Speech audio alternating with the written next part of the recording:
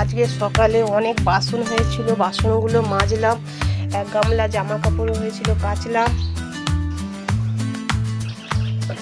আমাদের ছাদের পাশে একটা কলকে গাছ আছে, কলকে গাছে অনেক কলকে ফুল হয়েছে। ছাদে উঠে কলকে ফুলগুলো পারলাম পুজো দেওয়ার জন্য।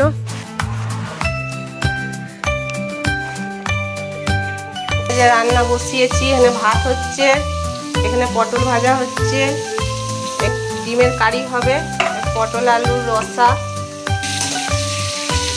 এখানে পটল ভাজা হচ্ছে, পটল ভাজা হয়ে গেলে আলু দেবো। এবার আলু দেওয়া হলো, আলু ভাজা হচ্ছে।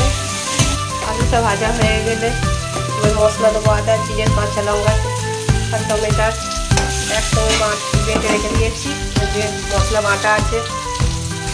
এবার কষিয়ে পটল আলু ভাজা আছে যেটা, সেটা এবার কড়ার মধ্যে দেবো, দিয়ে একসঙ্গে কষিয়ে নেব।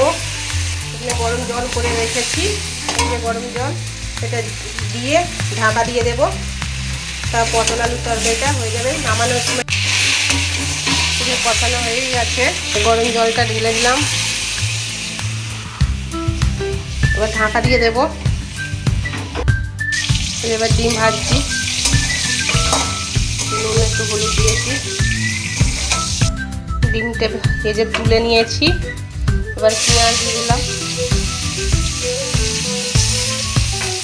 পেঁয়াজটা হালকা করে ভেজে নিয়ে এবার মশলা ওখানে বাটা আছে, মশলাটা দিয়ে দেব। এবার মশলাটা দিয়ে কষিয়ে নিলাম, নুন হলুদ লঙ্কা গুঁড়ো কষিয়ে এবার ডিমগুলো দিয়ে দেবো। একটু জল দিয়ে ঢাকা দিয়ে দেবো।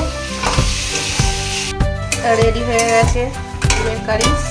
এবার গ্যাসটা বন্ধ করে দেবো, ঢেলে ফেললাম। ডিমের কারি হয়ে গেল, সব রান্না হয়ে গেছে।